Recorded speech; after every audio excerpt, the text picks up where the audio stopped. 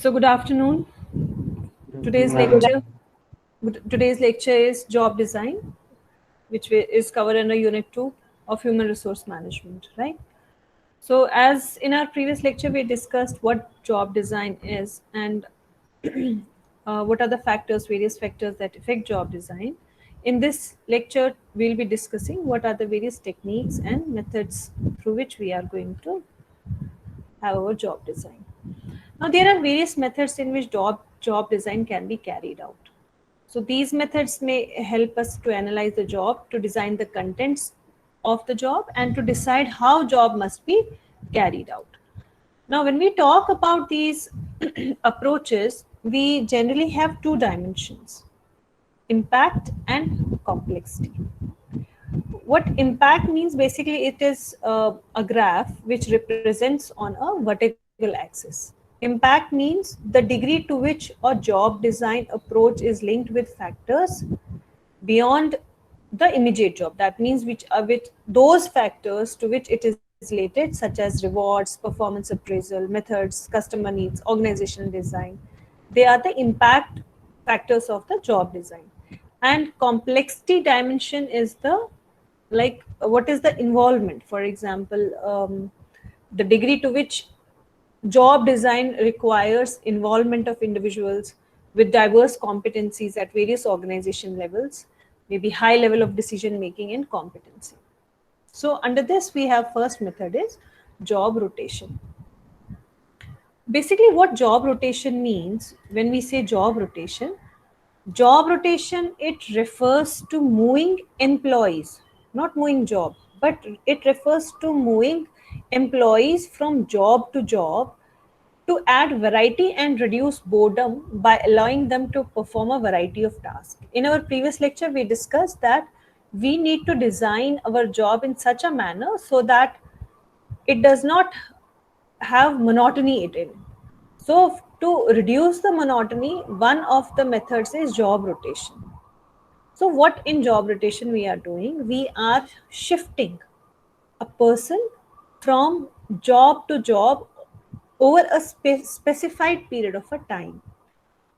Because when a activity is no longer challenging, for example, now you feel that job is not offering you any challenges, so employee would be moved to another job at same level that has similar skill requirements. So it has got advantages. First, it reduces the boredom and disinterest through diversifying the employee's activities. And second, it helps in developing employees' skill set. The best example for job rotation is of bank PO officer, probationary officer. When employee joins as a probationary officer in a bank, he is not uh, directly given the task of a probationary officer, but he is supposed to sit at every counter which a bank has, may it be cash counter, may it be teller, may it be those handling cash and certificates, investments and all that sections. So he is supposed to be at that counter, at that handling the various clients and customers, so that at the end of the 1 year or whatever time duration you are keeping it for handling a job, for a particular tenure.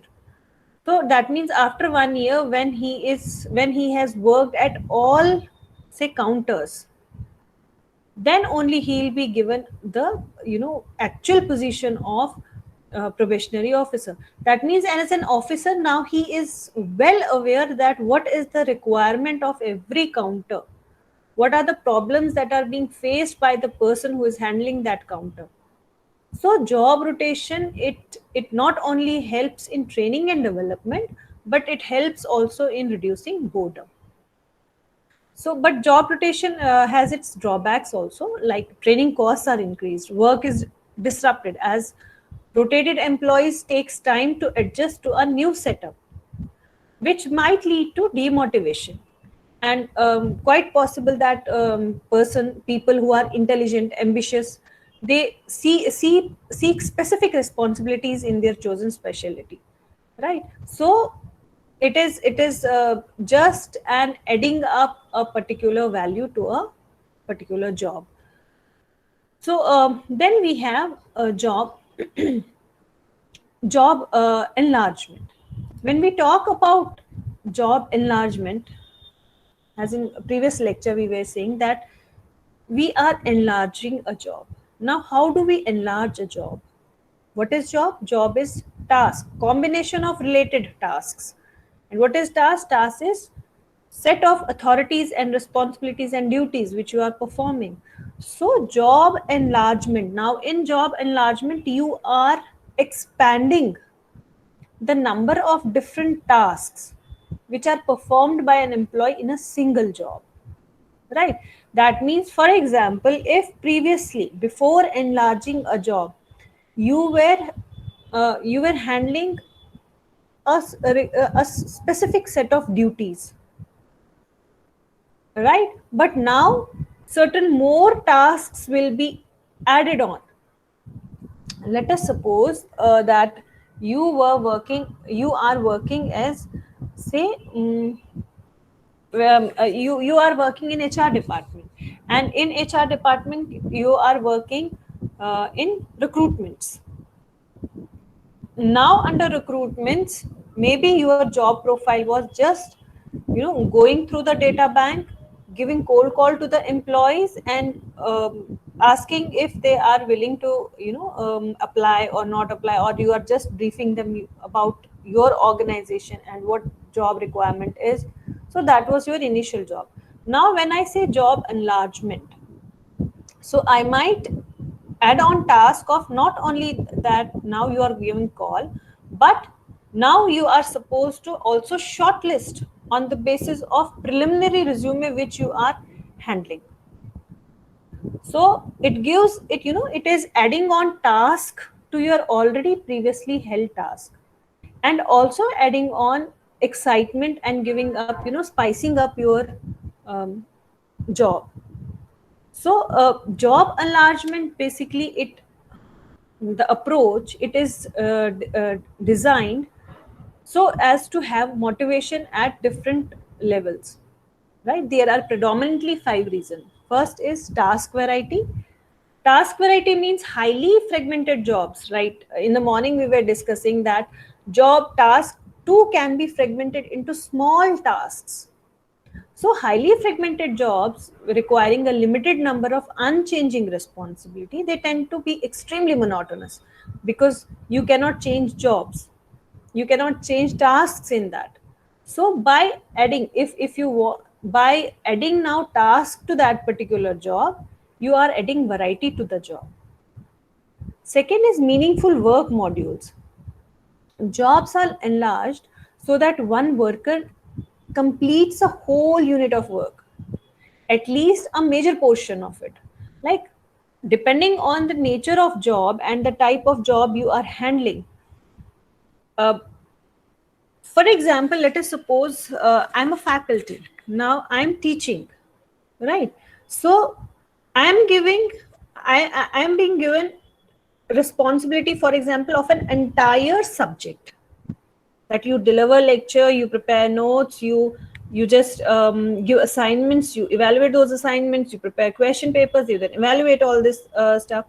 So now if it is a complete task, it is a complete job. So now you are adding that. Now only now let us suppose if I was just teaching and delivering lecture, I was not evaluating your work, but now you are adding evaluation part to my work, so it is giving me a complete picture of my student. So I'm getting more meaningful output out of my work. So in this manner also you can enlarge your job. Then ability utilization. When we talk about ability utilization, it is the physical and the mental skills which are combined together to get the better output. So when job is enlarged, it tends to fill this condition wherein your both mental and physical skills are equally used, optimally used, so as to have better output. So that means I'm having a person who is being fully utilized. Your skills are not either underutilized, or I'll not say overutilized, because skills cannot be overutilized, but it can be more updated. The more you are using the more you are using your skills, the more your experience becomes. But the thing is that skills should not be underutilized. So if you think that a particular job is not using all the ability and skills of your employee, then you can add on again tasks to it, so that employees abilities are utilized fully. Then next is work based control. When we say work based control, job enlargement, they often move you know it is a process basically, which on a process you are moving.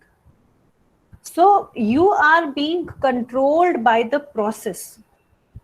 Every task in the job has got a specified time schedule, has got a specified pace. So your tasks which are added on to the job, they control your pace. Because if you give lesser time to your task, that means your quality is being compromised. And if you are giving more time to a task which is more than what it actually requires, then that means your skills somewhere are being compromised on that. So it gives you a worker paced control. Worker feels less tired, fatigued, and they are likely to enjoy their work if they have a rhythm in their work. Then performance feedback. Performance feedback, uh, employees who are having narrow jobs with short performance cycles, they repeat the same set of motions endlessly without any meaningful endpoint, which, as a matter of fact, becomes very difficult to quantify the performance. So if your performance is not giving the output what is being desired, so it is that means you are not actually performing. Now, enlarge jobs.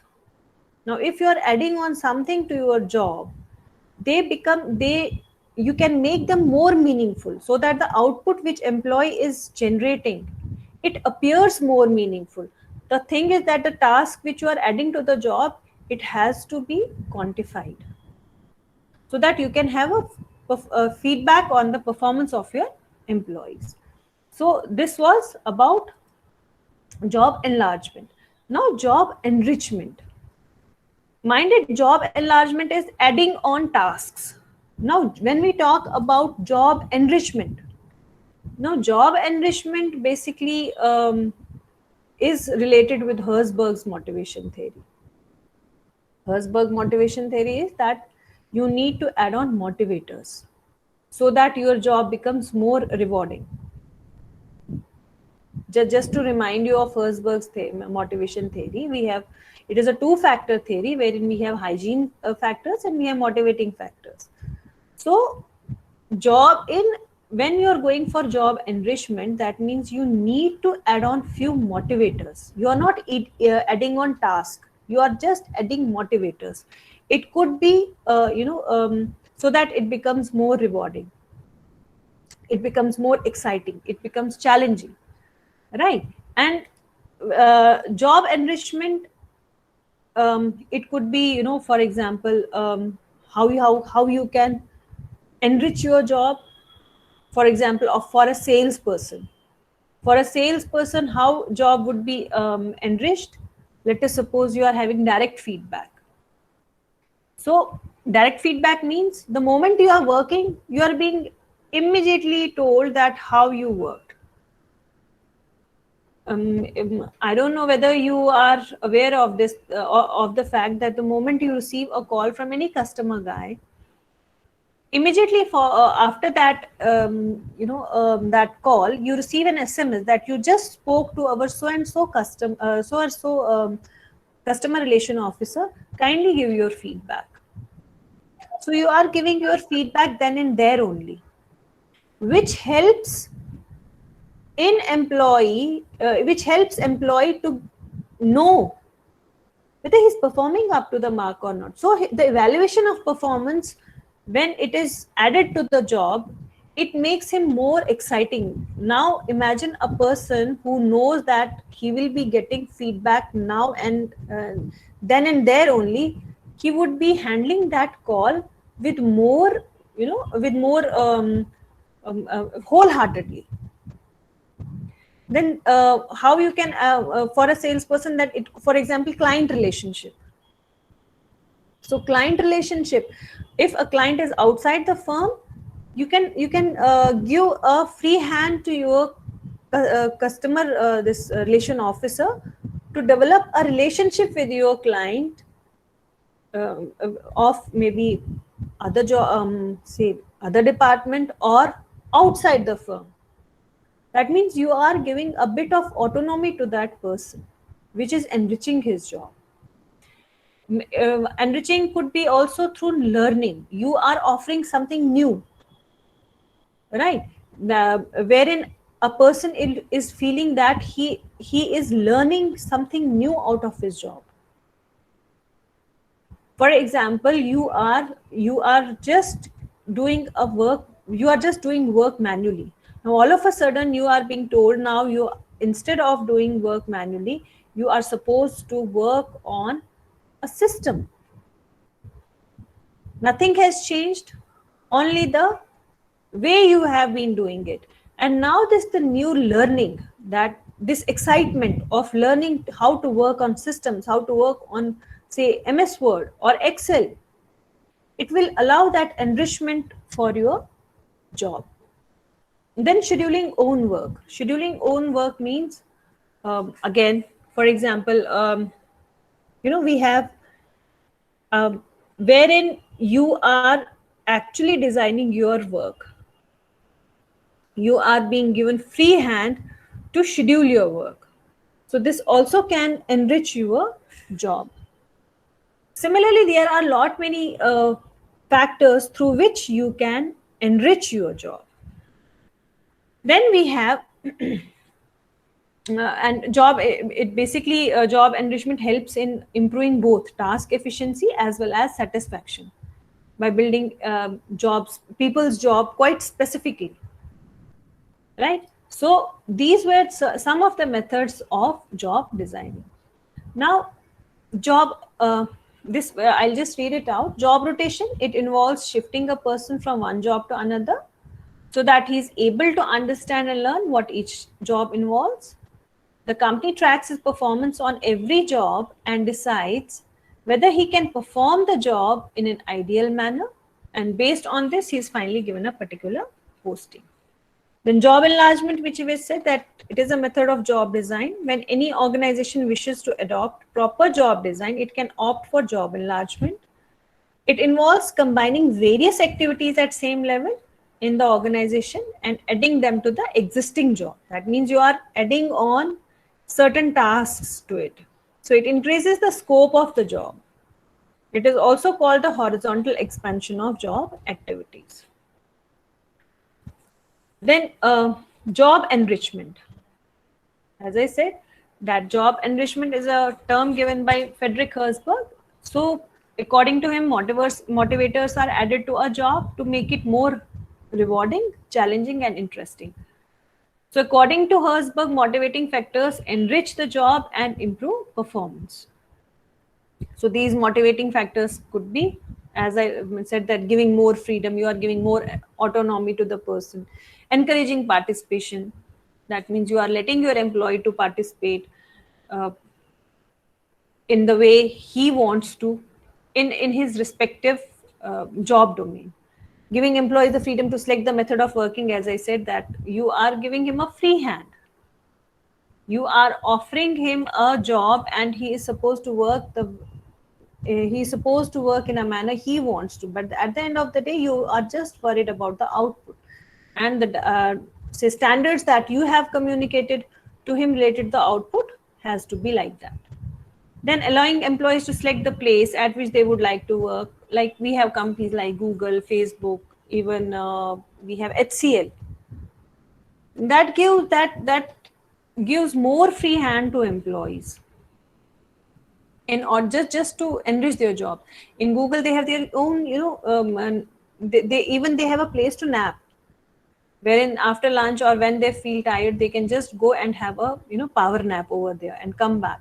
So there are lot many things which companies do to enrich the job, right from having giving freedom to the employees to having round table or coffee shops, or even having cafeteria sort of menu, wherein they can pick their tasks and do according to that.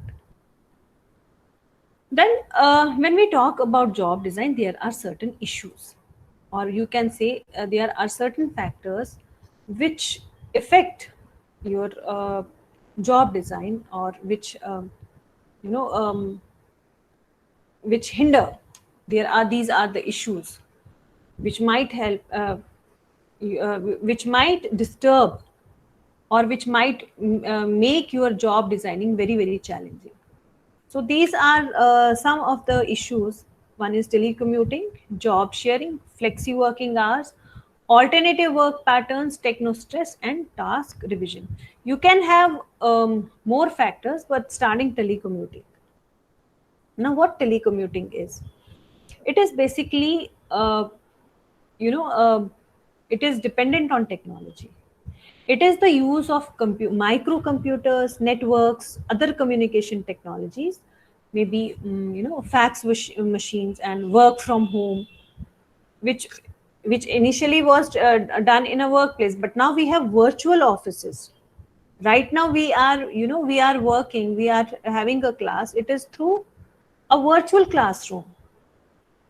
So, in a virtual office where employees are in the field selling or serving customers, they will not have, seen a boss, because they are working virtually. So, when they are working virtually, the job design, it becomes drafting of job design for a virtual, say, office, or for a person who is handling it from home or from any other place. It becomes very challenging to design that particular job, right?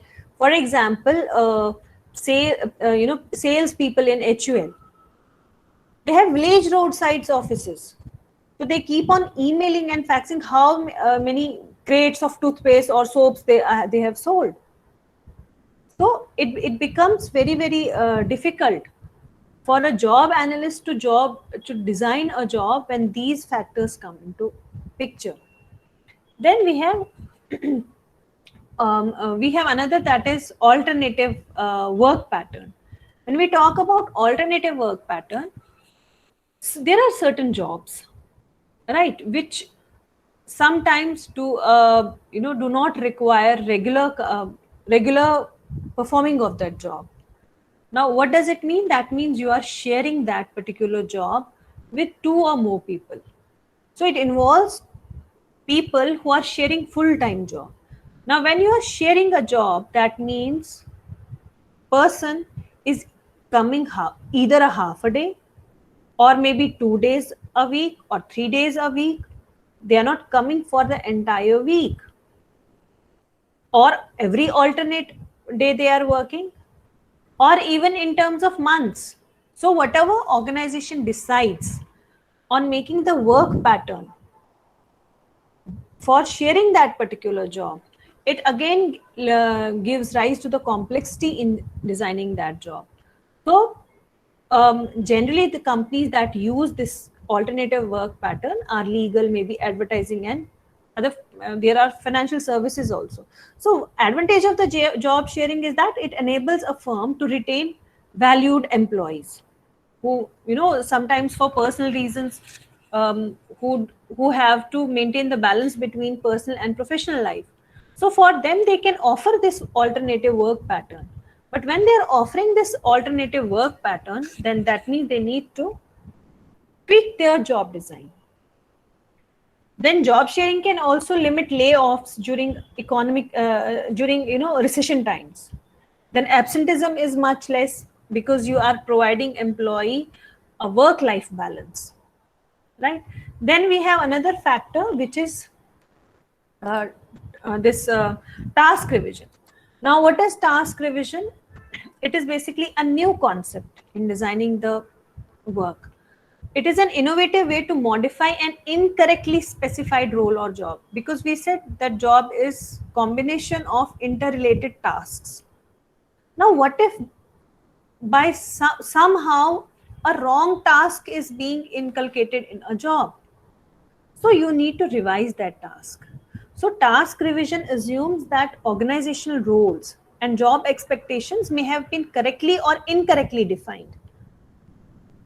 So task revision goes for the correction of the role that has been defined, and maybe behavior of the employee that is required to fit in that particular role, and performance standards that have been laid for that task, maybe they are not set properly.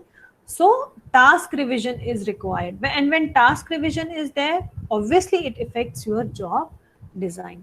Then we have techno stress. Then stress, I go by the word itself, stress. So it is a stress which is caused by new and advancing technologies in the workplace, mostly by the information technology, right?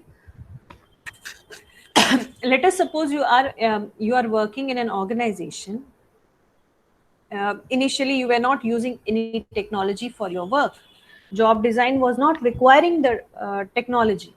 But now, with the advancement of technology, that job has been, revised, and technology part has been added to it.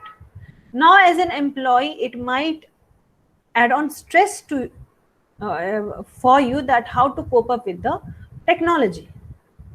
So you might feel anxiety, maybe there could be uncertainty. So how you need to handle it? By adding on informations related to that technologies. Even when the worker is not aware of such technologies or arrangement, so these technologies, they allow organization to tie up. They require your employees to get trained, and accordingly now performance, the standard for the performance, they will change, because now you have added technology part to the job design. So that is now we have flexi working hours. Flexi working hours, go by the word itself, flexi working hours. Basically what flexi working means you have to have, let us suppose we have 8 hours shift or 8 hours routine job, right? Now when we have 8 hours routine job, now what I'm offering to the employee so as to retain him and to offer work life balance, I'm saying that you just maintain 8 hours, and I'm not giving a particular employee a fixed time. It is not 8 to 4, it is not 9 to 5, but you just come. For example, if you are coming at 10 o'clock, you just leave at 6 o'clock. If you are coming at maybe 9 o'clock, you leave at 5 o'clock. If you are coming at 8 o'clock, you leave by 4 o'clock. So the time duration is being fixed by the employee himself. The only thing is that he has to maintain that 8 hours.